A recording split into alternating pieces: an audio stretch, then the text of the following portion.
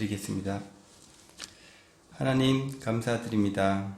오늘도 세상과 벗하며 죄중에 살던 저희들을 주의 거룩한 성전으로 불러주셔서 찬양과 감사와 존귀를 주님께 돌리게 됨을 진심으로 감사드립니다.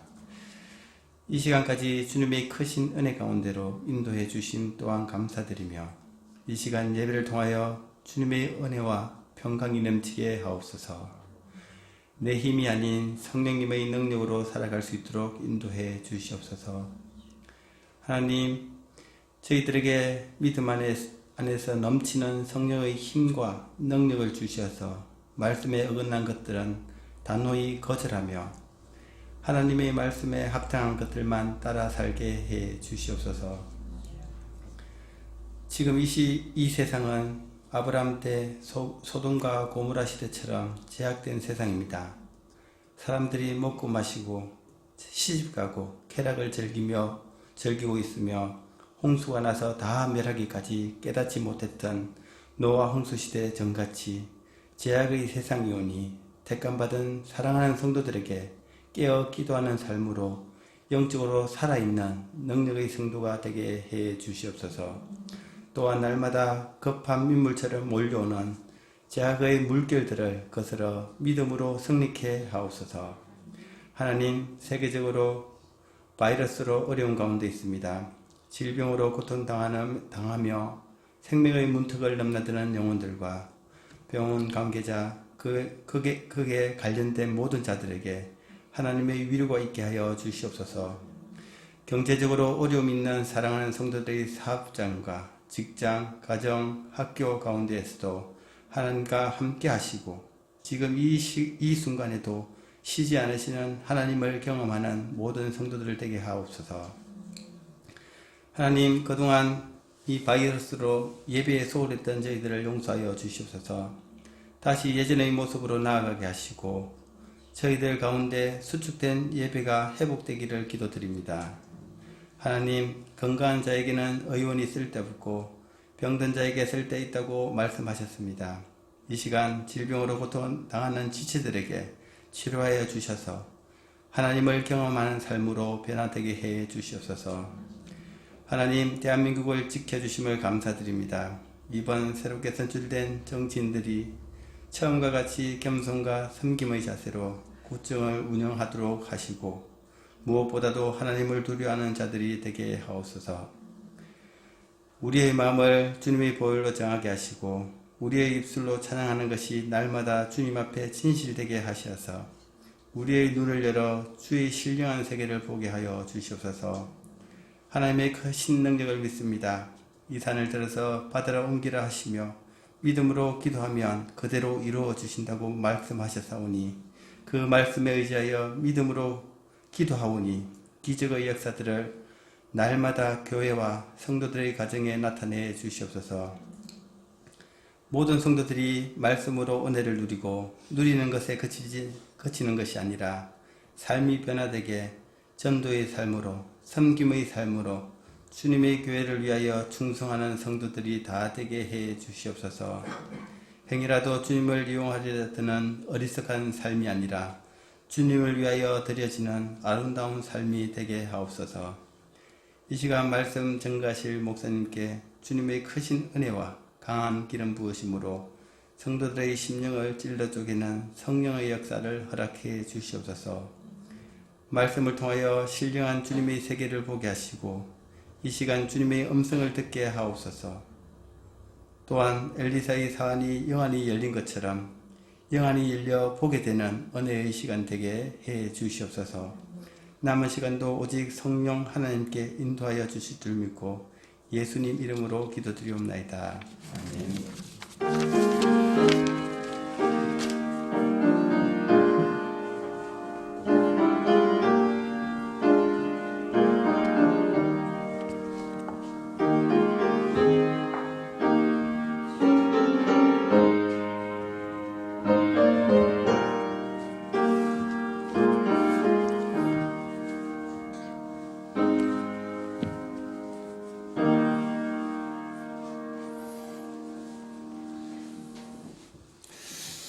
이 시간 우리에게 주신 하나님의 말씀은 요한복음 5장 19절에서부터 30절까지 있는 말씀입니다.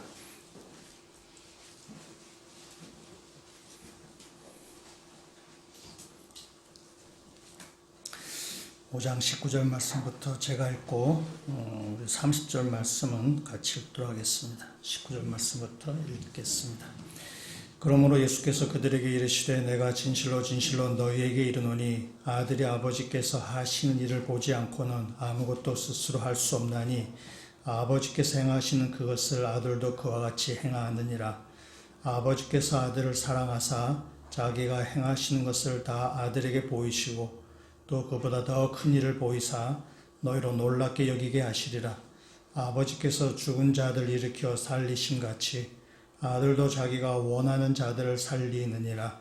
아버지께서 아무도 심판하지 아니하시고 심판을 다 아들에게 맡기셨으니 이는 모든 사람으로 아버지를 공경하는 것 같이 아들을 공경하게 하려 하심이라. 아들을 공경하지 아니하는 자는 그를 보내신 아버지도 공경하지 아니하느니라. 내가 진실로 진실로 너희에게 이르노니 내 말을 듣고 또 나 보내신 이를 믿는 자는 영생을 얻었고 심판에 이르지 아니하나니 사망에서 생명으로 옮겼느니라. 진실로 진실로 너희에게 이르노니 죽은 자들이 하나님의 아들의 음성을 들을 때가 오나니 곧 이때라. 듣는 자는 살아나리라. 아버지께서 자기 속에 생명이 있음 같이 아들에게도 생명을 주어 그 속에 있게 하셨고 또 인자됨으로 말미암아 심판하는 권한을 주셨느니라. 이를 놀랍게 여기지 말라. 무덤 속에 있는 자가 다 그의 음성을 들을 때가 오나니 선한 일을 행한 자는 생명의 부활로 악한 일을 행한 자는 심판의 부활로 나오리라. 내가 아무것도 스스로 할 수 없노라. 듣는 대로 심판하노니 나는 나의 뜻대로 하려 하지 않고 나를 보내신 이의 뜻대로 하려 함으로 내 심판은 의로우니라. 아멘.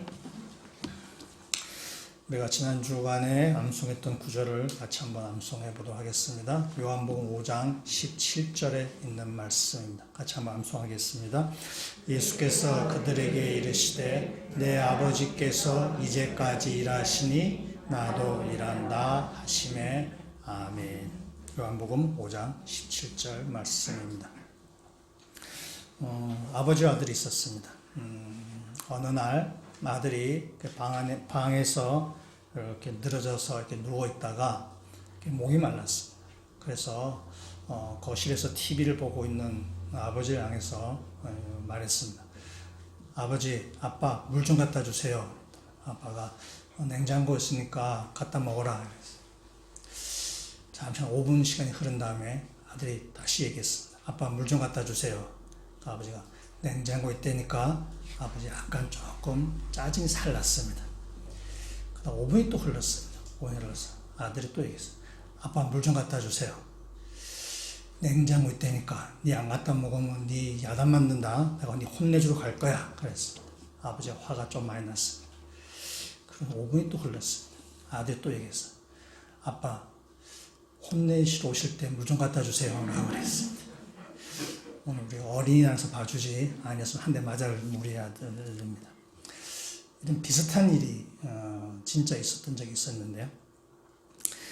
우리 지휘자이면서 음악 감독인 금난세 씨를 잘 아실 텐데 금난세 씨 아버지가 그 근혜 노래를 가곡을 만드셨던 금수현, 금수현 선생님이시더라고요.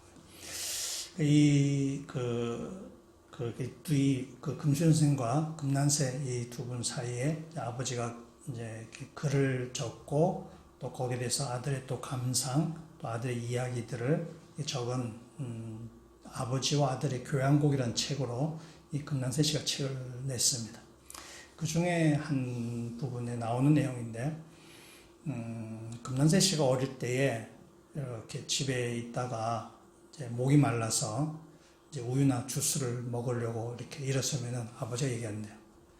일어난 김에 맥주 하나 갖고 온나 이런 데 한다는 거예요. 그래서 그것을 이 금난세 씨는 되게 좋았다고 얘기해요. 그 아버지의 그 위트, 뭐뭐 한 김에, 일어난 김에 갖고 오라라는 그 말이 자기 굉장히 이렇게 되게 좋게 들렸나 봐요. 그러다가 2016년에 베를린의 그 세계 화폐 전시회가 있었는데 거기에 이제 그 화폐 전시회에 오케스트라가 거기 초청이 되어서 이제 금년새 씨가 거기에 연주하러 가게 되었습니다. 그래서 거기 베를린에서 이렇게 다 연주를 하고 나서 이 연주만 하고 돌아오려니까 너무 조금 아쉬운 거예요. 본인이 그 베를린에서 공부를 했었고 유학을 다녔던 곳이기도 하고 그래서 그 연주만 하고 돌아오려니 너무 아쉬워서 그래서 이왕 간 김에 한 번 더 연주를 했으면 좋겠다 이런 생각이 들었어요. 그래서 그 세계 난민을 위한 연주회를 그가 하기로 이렇게 하고 그래서 그 다음날 그 빌헬름 교회 카이저 빌헬름 기념교회 콘서트홀에서 이제 그 전날 했었던 프로그램과 그대로 똑같이 이렇게 연주회를 이렇게 했습니다. 즉흥적으로 한 것이기 때문에 뭐 광고도 할 수 없었고 그래서 그냥 그 교회 안내판에다가 연주합니다라고 이제 했는데 한 300명 넘는 사람이 그 연주회에 들어오게 됐고 연주회 중에 이 연주를 하게 된 이유들 뭐 그런 것들 세계 난민을 위해서 합니다라는 그런 것들 광고를 했을 때에 그 자리에서 3천만 유로가 이렇게 모아졌다 합니다. 그래서 그 연주회도 또 이렇게 모금도 성공적으로 되었고 또 그것이 그 지역 사회 신문에 이렇게 게재될 정도로 이렇게 아주 이렇게 성공적으로 그 일을 마무리되었습니다. 그래서 금년새 씨가 그 과정을 이런 식으로 적어놨습니다. 아버지의 선김해가 아들에 의해 간김해로 이어진 셈입니다. 이렇게 적어놨어요. 그러니까 금년새가 옛날에 아버지가 했던 말, 너가 간 김에 맥주나 갖고 오라. 그 말이 자기가 베를린에 가서 이왕 온 김에 한 번 더 세계 난민을 위해서 연주했다라는 그런 의미죠. 그래서 아버지의 핏줄이 그대로 이어지는구나 라는 그런 생각이 들게 됩니다. 예수님께서 38년 된 병자를 안식일 날에 고치셨습니다. 그래서 유대인들이 거기에 대해서 시비를 걸었습니다. 왜 네 안식일 날 병자를 고치고 그 병자가 자리를 들고 걸어가게 하느냐라고 할 때 예수님이 하셨던 답변이 우리가 지난주에 암송했던 그 말씀입니다. 내 아버지께서 이제까지 일하시니 나도 일한다. 주님께서 그렇게 지금 말씀하신 것입니다. 이 예수님의 이 말씀이 유대인의 신기를 건드렸습니다. 유대인의 그들의 종교관을 그걸 건드린 셈이 되었습니다. 그래서 유대인들은 화가 났고 예수님을 죽이려고 하게 됩니다. 유대인들이 예수님을 죽이려고 한 이유가 오늘 나오는데 오늘 말씀 아니지만은 18절 말씀을 보시면은 이렇게 되어 있습니다. 18절 말씀을 제가 읽어보도록 하겠습니다. 유대인들이 이로 말미암아 더욱 예수를 죽이고자 하니 이는 안식일을 범할 뿐만 아니라 하나님을 자기의 친아버지라 하여 자기를 하나님과 동등으로 삼으심이로라. 그러니까 이 유대인들이 예수님을 죽이려고 하는 이유 여기에 보면 두 가지가 지금 나오게 됩니다. 하나는 안식일을 범했다라는 이유고 또 하나는 하나님을 자기 아버지라 하나님과 자신을 동등됨으로 이렇게 말한 것에 대해서 유대인들이 지금 엄청나게 분개하는 것입니다. 어떻게 네가 하나님이라고 하느냐라는 것이죠. 그래서 유대인들이 예수님을 죽이려고 합니다. 첫 번째 안식일을 범한 일에 대해서는 지난주에 말씀드렸고 오늘 이 시간에는 예수님께서 하나님과 동등되다. 예수님 자신을 하나님이라고 이렇게 설명한 그 부분에 대해서 오늘 같이 말씀을 드리고자 합니다. 오늘 말씀 19절에 있는 말씀 우리 같이 한번 읽어보도록 하겠습니다. 그러므로 예수께서 그들에게 이르시되 내가 진실로 진실로 너희에게 이르노니 아버지께서 하신 일을 보지 않고는 아무것도 스스로 할 수 없나니 아버지께서 행하시는 그것을 아들도 그와 같이 행하느니라. 아멘. 오늘 말씀 보시면은 예수님은 스스로 일하시지 않습니다. 하나님 아버지께서 행하시는 일을 예수님은 그대로 하신다라고 지금 말씀하십니다. 그래서 예수님은 자신과 하나님과의 관계를 고대 사회에 가업을 계승하는 그 그림으로 지금 묘사해서 지금 예수님 지금 설명하고 있습니다. 고대 사회에 그 가업을 잇는 그런 일들이 있습니다. 근데 가업을 잇는데 그걸 굉장히 비밀스럽게 그 가업을 잇게 됩니다. 그래서 고대 사회에서 어떤 그 가업을 할 때에 그래서 아버지가 아들에게 가업을 잇게 하는데 그것을 아버지가 아들에게 이렇게 그대로 보여주면서 그대로 따라하게 하는 것입니다. 목수를 하는 아버지가 있다면은 이 목수가 그 대패질은 어떻게 하는지, 또 다림줄은 또 어떻게 쓰는지, 나무를 어떻게 연결하는지, 또한 이 못질은 어떻게 하는지를 몇 번이고 반복해서 이렇게 아들에게 이렇게 보여주고 따라하게 하는 것입니다. 도자기를 굽는 사람이라면은 유약을 어떻게 바르는지, 또 그 가마의 온도를 어떻게 적절하게 하는지, 또 이 도자기를 어떻게 빚어내야 하는지를 아버지가 아들에게 보여주고 몇 번 따라하게 해서 그 아들이 그 가업을 잊게 하는 것입니다. 근데 이것이 아무리 그 가업이고 자식이라고 한다 치더라도 이것이 한 번만에 이렇게 전수되는 것은 아닙니다. 아버지가 아들에게 그냥 오랜 동안의 훈련을 거치게 되는 것입니다. 아주 심하게 훈련을 시키는 것입니다. 그래서 만약 조금이라도 좀 이렇게 아버지의 그 양에 차지 않으면은 아주 혼내버리는 거죠. 그래서 그 가업을 잊게 하는 일이기 때문에 아주 오랜 시간 동안 훈련을 시켜서 그것을 이렇게 그 가업을 잊게 하는 것입니다. 그러다 보니까 그래서 결국은 아버지가 했던 것과 똑같이 또 때로는 더 우수한 그 일들을 해내게 되는 것입니다. 그렇게 해서 그 가업이 전수되고 그것은 이렇게 그 비법이 되는 거죠. 그 가계에. 그래서 이 가업에 그 비법이 생기고 이것은 아무에나 알려주지 않고 굉장히 폐쇄적이 되고 아주 은밀한 관계가 형성이 됩니다. 아버지가 아무에나 비법을 알려주지 않습니다. 우리 신당동 떡볶이 할머니도 말했죠. 아무도 며느리도 안 알려주는 거죠. 그 가게의 그 비법이기 때문에 그렇습니다. 아무에게나 알려주는 것이 아닙니다. 아버지가 누구에게 그의 가업을 그 가업의 비법을 알려주겠냐는 거예요. 오늘 말씀 20절의 말씀 보시면 이렇게 지금 이야기합니다. 아버지께서 아들을 사랑하사 자기가 행하시는 것을 다 아들에게 보이시고 또 그보다 더 큰 일을 보이사 너희로 놀랍게 여기게 하시리라. 아멘. 지금 이 20절 말씀 다시 보시면 아버지가 누구에게 가업의 비밀을 알려주는가 하면은 사랑하는 자식에게, 믿을 만한 자식에게 그의 비법을 지금 알려주는 것이죠. 아무나 알려주는 것이 아닙니다. 자식이 여러 명 있다 치되 다 알려주는 거냐. 그가 사랑하는 자식에게, 믿을 만한 자식에게 그 가업의 비법을 알려주는 것입니다. 그래서 20절 말씀을 다시 보면은 하나님 아버지께서 아들이신 예수께 자기 일을 알려주신 것은 사랑하기 때문입니다. 그래서 하나님과 예수님과의 관계는 지금 사랑하는 관계라는 것입니다. 하나님과 아들 예수 그리스도 성령 하나님, 그래서 삼위일체라고 이야기를 하는데 이 삼위일체의 관계가 우리 인간들 사이의 관계의 모델이 되는 관계입니다. 이 삼위일체 하나님께서 서로 사랑의 관계로 공동체를 이렇게 한 하나님을 이루고 있다는 사실입니다. 하나님께서 인간을 우리를 창조하셨을 때에 하나님의 형상을 따라 우리의 모양대로 하나님께서 인간을 만드셨습니다. 그 형상과 모양이 뭔가 여러 가지 신학적인 논의가 많이 있지만은 그 중에 우리가 간과할 수 없는 중요한 그 형상은 뭐냐면은 삼위 하나님이 어떤 형태로 같이 계시는가. 이 삼위 하나님이 서로 사랑의 관계를 이루면서 있는 그 모습. 그것이 바로 우리에게도 하시는 말씀.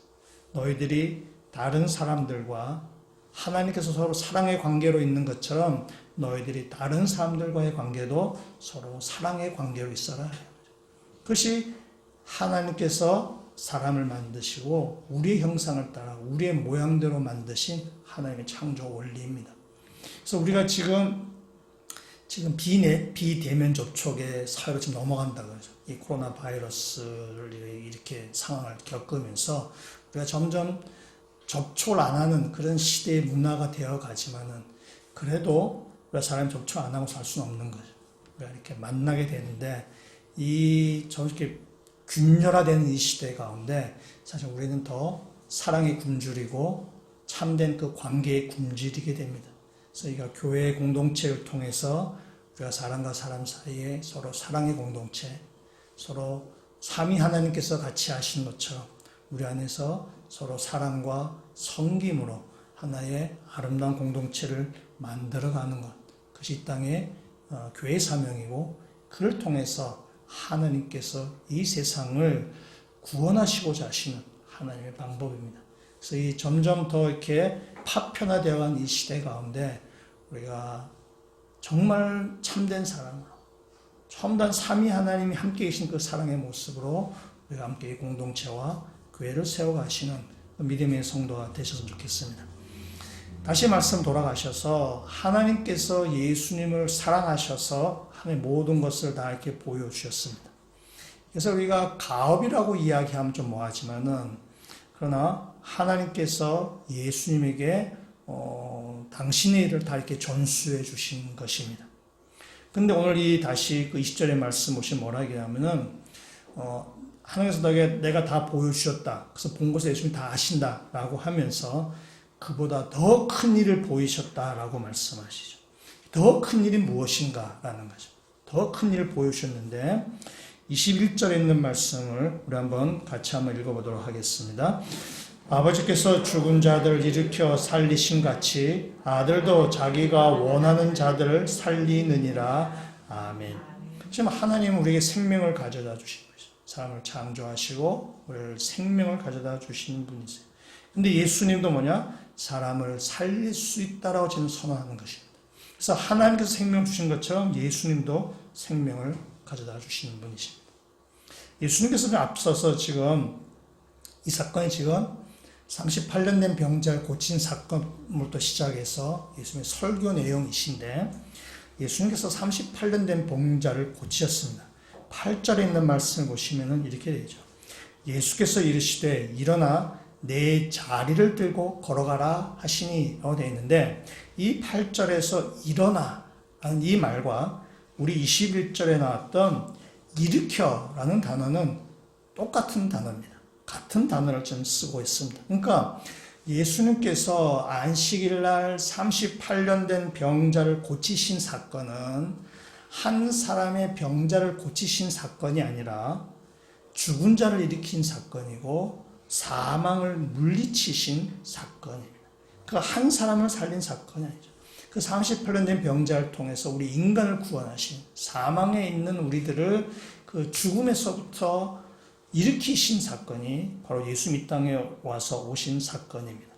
그래서 예수님께서 안식이라는 것을 보여주시고 또 사람들에게 지금 참된 안식을 가져오신 사건입니다. 그러면서 예수님께서 이렇게 말씀하시죠. 14절에 보라 내가 나았으니 더 심한 것이 생기지 않게 다시는 죄를 범하지 말라. 육신의 질병만 치유된 것이 아니라 예수님께서는 참 안식을 주시기를 원하신다는 것입니다. 예수님은 지금 하나님의 일을 하시는 거죠. 하나님은 사망에 있는 인간을 구원하셔서 그들에게 참 안식을 주시는 그 일을 하시는 분이신데 그것을 지금 예수님을 통해서 하신다는 사실입니다. 예수님 우리에게 생명을 가져다 주신 거예요. 하나님보다 더 큰 일이 뭐냐? 우리에게 영생, 생명을 가져다 주신다는 것입니다. 두레교회 김진호 목사님이 사역 초창기 때 있었던 일입니다. 한 성도가 폐병에 걸려서 생사를 오고 가고 있는 그런 환자였습니다. 그래서 목사님이 그 환자를 위해서 간절히 기도를 했고 감사하게도 그 병이 낫게 됐습니다. 근데 한참 지나서 그 병 나은 사람의 아내 되는 사람이 이 목사님에게 찾아와서 내 남편 살려내라고 막 따지더라는 것입니다. 죽을 뻔했던 사람을 살려줬는데 무슨 소리냐라고 이야기하니까 그 남편이 이렇게 폐병 걸려서 있을 때는, 그러니까 누워 있을 때는 그래도 병에 누워 있지 못해 내 남편이더라. 내 옆에 있는 남편이다. 병들었지만은 내 남편인데 이 병이 나니까 밖으로 막 쏘다니고 그래서 술 먹고 다니다가 밖에서 죽었다라는 것이에요.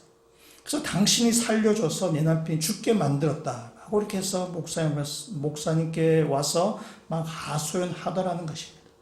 그때 김진호 목사님 깨달았다 그래요.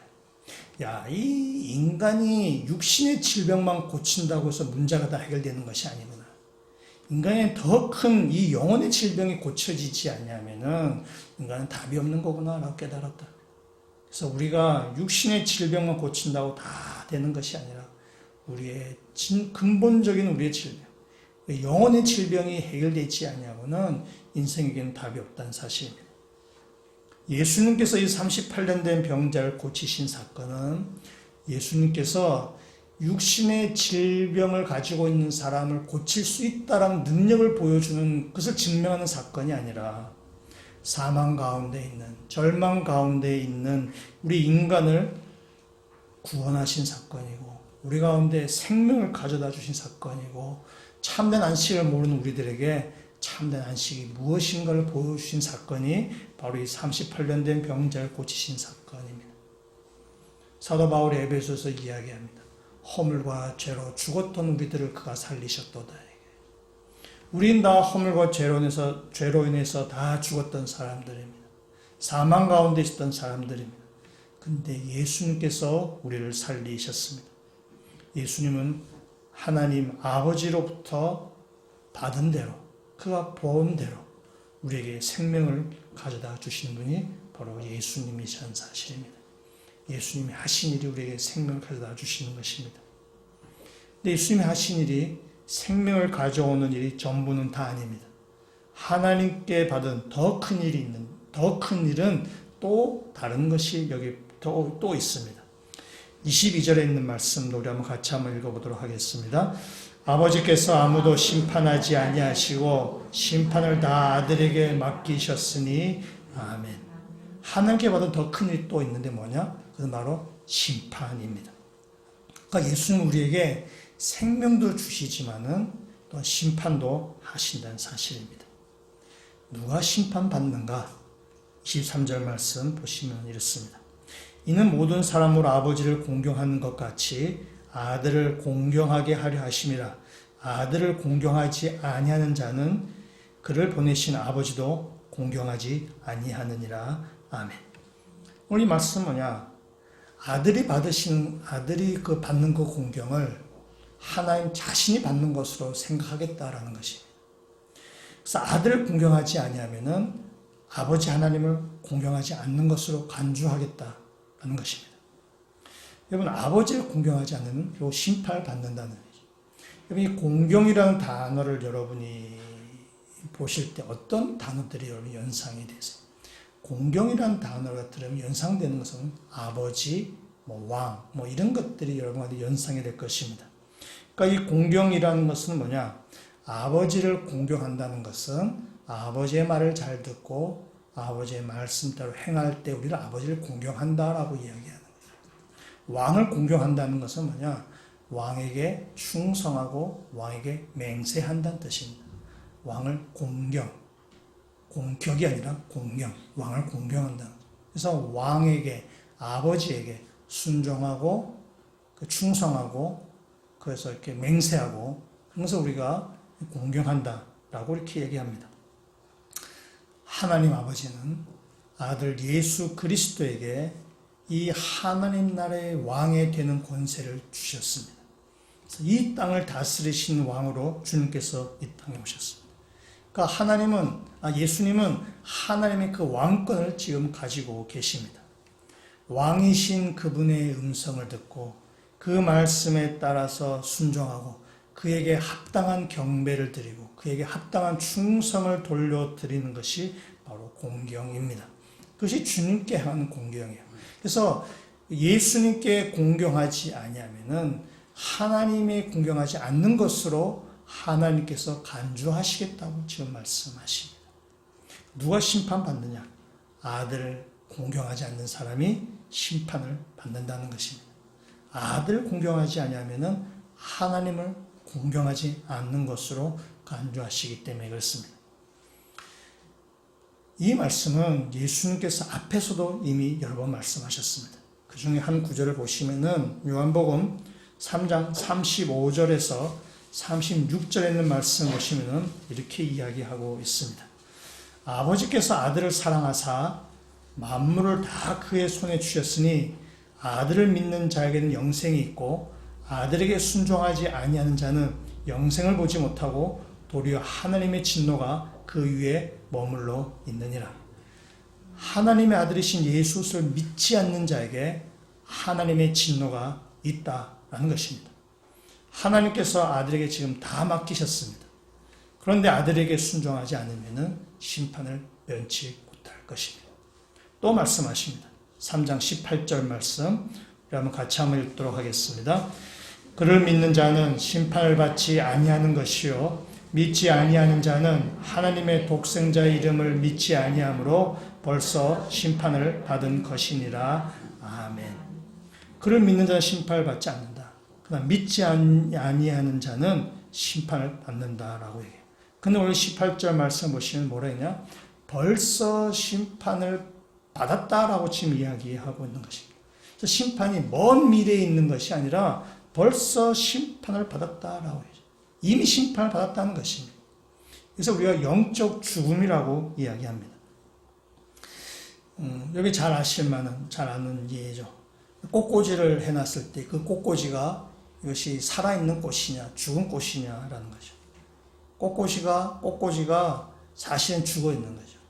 생명을 공급받는 나무 줄기에서부터 끊어졌기 때문에 이 꽃꽂이가 된 꽃은 사실 이미 죽은 꽃입니다.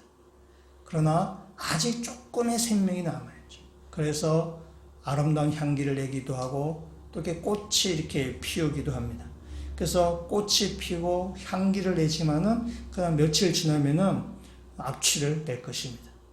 이 향기를 맡고 나비들이 날아오지만은 며칠 지나면은 쓰레기통에서 이 파리떼가 몰려들 것입니다.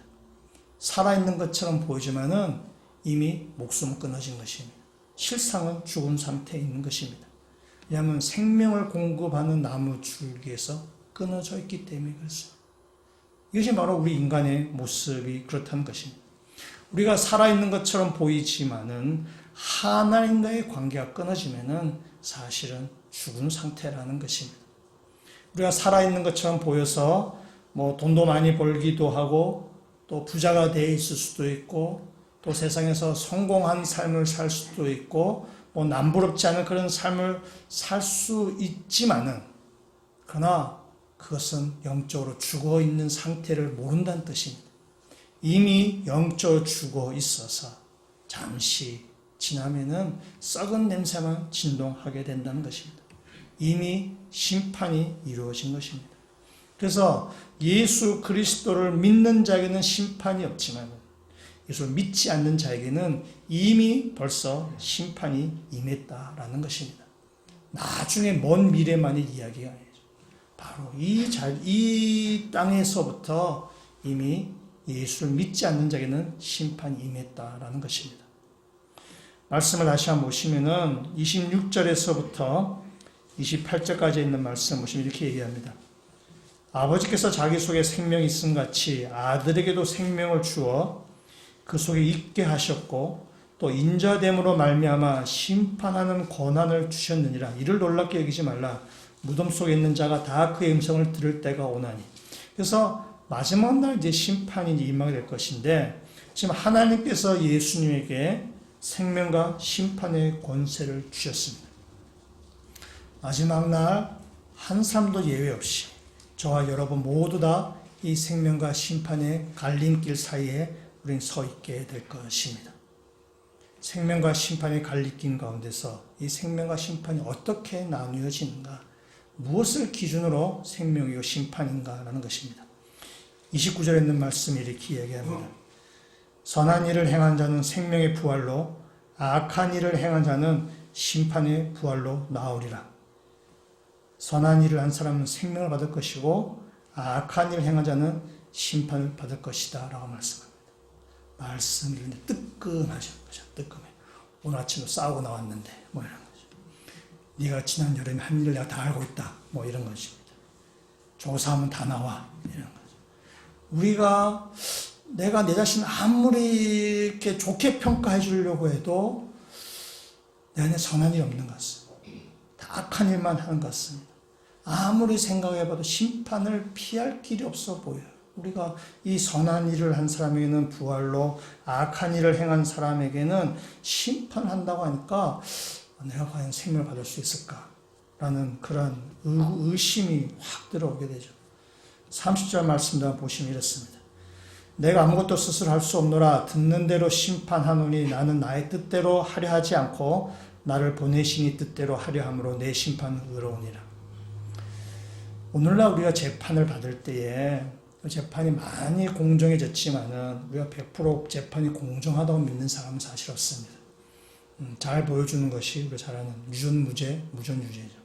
뭔가 권력이 있고 빽이 있으면은 무죄로 풀려나고 힘이 없고 빽이 없으면은 다 형을 받게 되는 것이죠. 오늘날 재판도 우리가 100% 공정하다고 믿는 사람 아무도 없는데 그래도 많이 공정해졌죠. 그러나 옛날에는 이루 말할 수 없었어요. 옛날의 재판은 지금과는 비교할 수 없을 정도로 공정하지 않았습니다. 돈이 있거나 빽이 있거나 권력이 있는 사람은 재판을 유리하게 만들었습니다. 예수님 당시에도 마찬가지입니다. 돈 있는 사람은 다 풀려나는 것이에요. 그래서 이 재판이 공정하지 않았어요. 그러나 예수님은 지금 말씀하십니다. 내 심판은 의로우니라. 내 심판은 공정하다라고 말씀하십니다. 왜냐? 내가 스스로 하는 것이 아니라 내가 듣는 대로 하나님의 심판주이시기 때문에 이 내가 하는 심판은 공정하다, 의롭다라고 지금 말씀하십니다.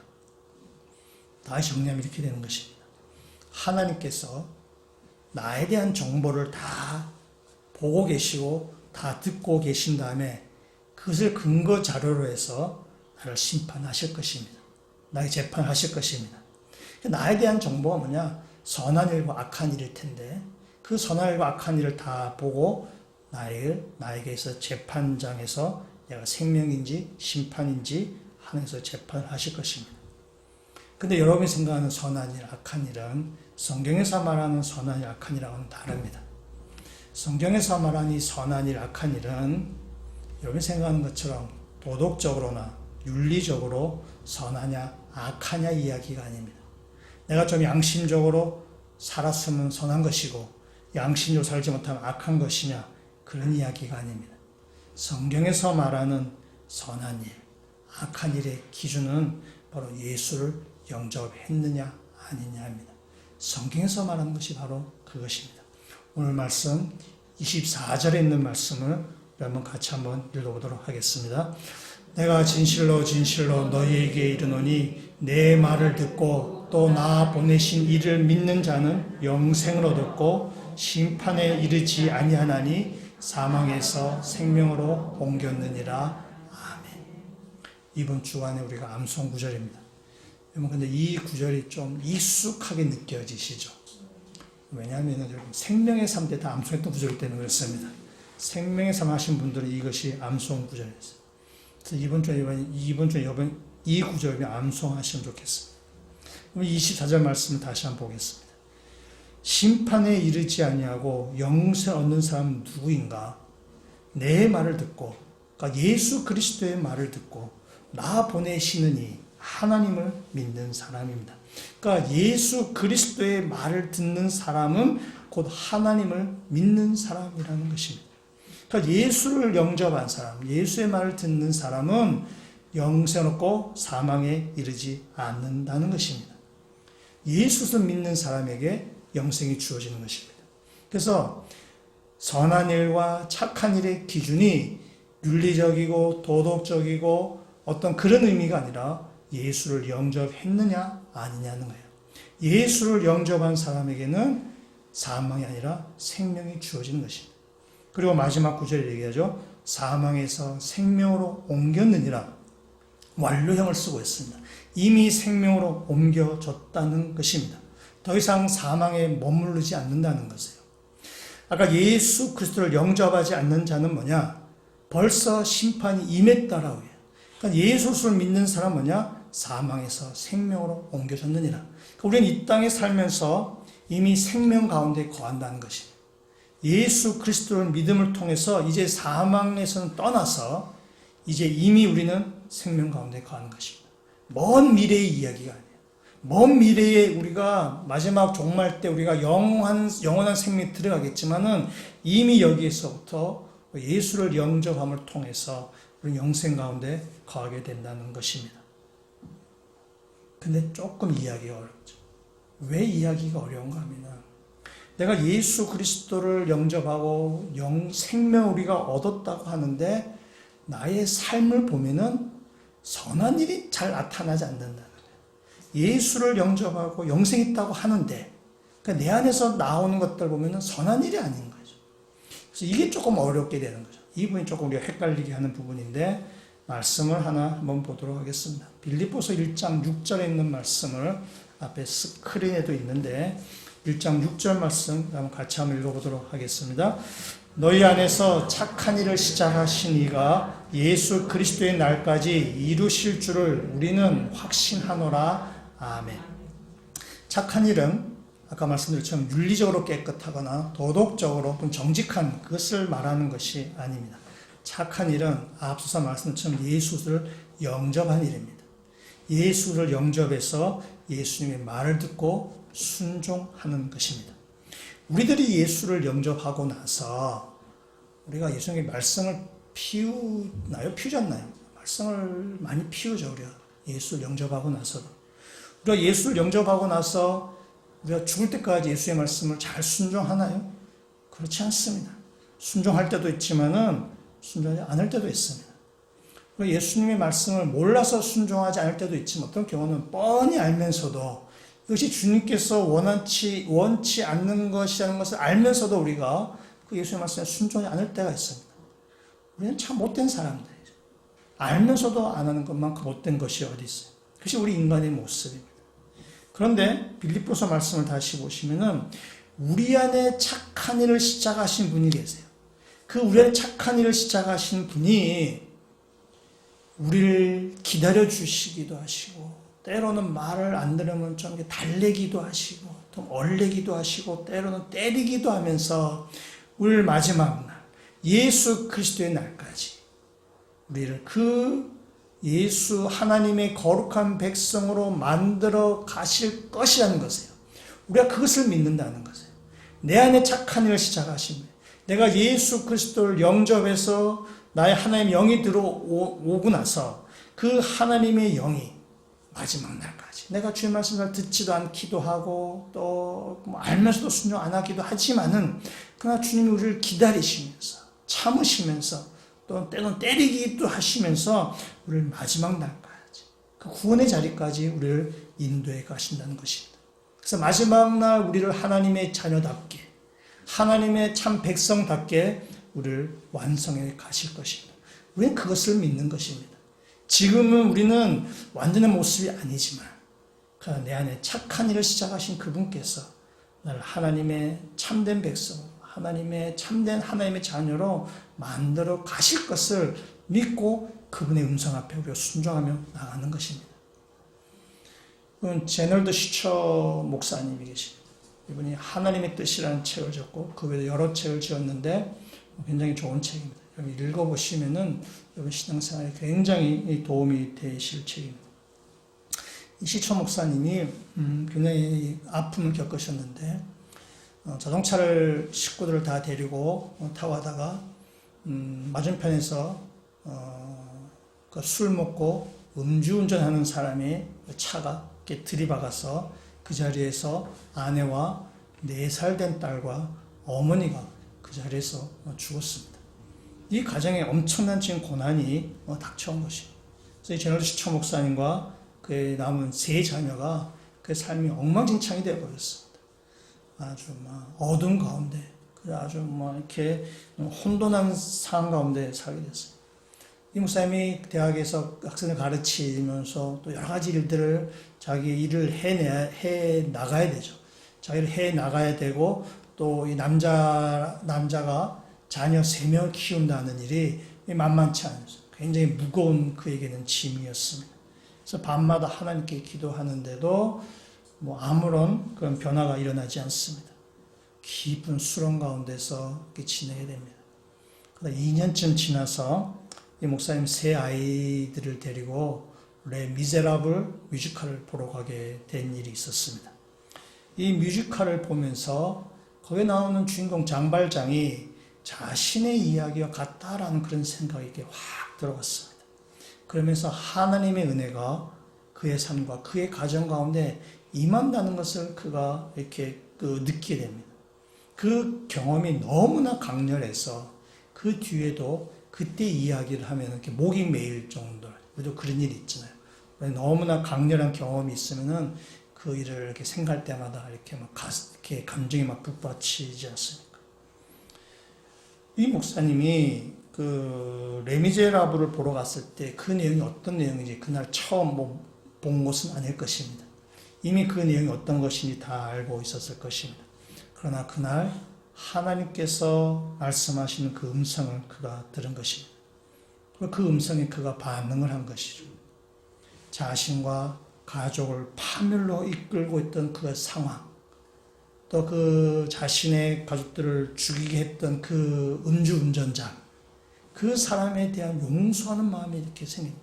그 사람에 대해서, 그 상황에 대해서 용서하는 마음이 생기고, 그러면서 2년 동안 깊은 수렁과 어둠과 혼란 가운데 있던 상태에서 이렇게 빠져나오게 되는 것입니다. 그러면서 그 뒤에 이제 이런 하나님의 뜻, 그다음에 우리 기도에 응답하지 않으실 때 뭐 이런 것들 책을 지어서 우리에게 참 이렇게 감동과 영향을 주게 되는 것입니다. 사랑하는 성도 여러분, 우리 안에서 착한 일을 시작하신 분께서 여러분에게 말씀을 하십니다. 그래서 착한 일을 시작하신 그분께서 마지막 예수 그리스도의 날까지 우리 가운데 계속해서 우리에게 말씀을 하고 계십니다. 근데 그 음성이 우리가 무슨 아주 큰 수련을 해야만 우리가 들을 수 있는 그런 음성이 아닙니다. 우리가 무슨 고행을 겪어야만 우리가 그 음성을 알아챌 수 있는 그런 음성이 아닙니다. 대단한 훈련을 받은 사람, 그 소수의 사람만 들을 수 있는 그런 음성이 아닙니다. 예수를 영접한 사람이라면 누구든지 들을 수 있는 음성을 하나님께서 우리에게 지금 말씀하고 계십니다. 내 속에서 착한 일을 시작하신 것, 내가 예수 그리스도를 영접하고 나서 하나님의 영이 내 안에 들어오시고 그 하나님의 영이 우리 가운데서 끊임없이 말씀하고 계시다는 사실입니다. 그 말씀 앞에 순종하고 나아갈 때 하나님 보내신 예수 그리스도의 음성을 듣고 그분의 말씀에 순종하고 나아갈 때에 하나님께서 우리를 하나님의 거룩한 백성으로 하나님의 자녀로 마지막 날까지 우리를 완성해 가실 것이라는 사실입니다. 그것을 믿고 우리도 이 자리에서 주님의 음성을 듣고 우리가 살아가는 것입니다. 그것이 우리 그리스도의 이 땅의 삶입니다. 우리 마지막으로 다시 한번 5장 24절 말씀을 다시 한번 읽도록 하겠습니다.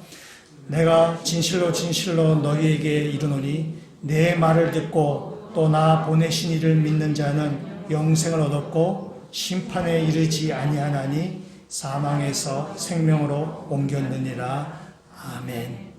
하나님께서 우리에게 생명을 주시기 위해서 예수 그리스도를 보내셨습니다. 예수 그리스도를 믿는 자는 하나님을 믿는 자입니다. 예수 그리스도의 말씀을 듣는 자는 사망에서 생명으로 옮겨졌고 이미 우리는 생명 가운데 거하고 있습니다. 우리 안에 생명 되신 예수님이 우리에게 말씀하시는 그 음성 앞에 날마다 순종하고 날마다 그 말씀을 따라가서 하나님의 거룩한 백성으로 다듬어져 가시는 모든 주의 백성들 되시기를 주의 이름으로 축원합니다.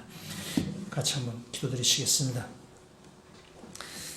하나님께서 당신의 아들 예수 그리스도를 보내주셔서 우리한테 생명을 알려주셨습니다.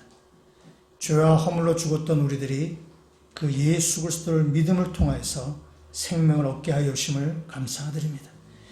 이제 우리가 더 이상 사망의 권세에 좌우된 인생이 아니라 생명에 붙잡힌 인생이 되게 하여 주시옵소서. 우리 안에서 착한 일을 시작하신 그분의 음성을 듣고 그분의 음성 앞에 순종하는 삶을 살게 하여 주셔서 우리가 매일매일 하나님의 거룩한 백성으로 다듬어져가는 모든 주의 백성들 되게 하여 주시옵소서. 예수 그리스도 이름으로 기도합니다. 아멘.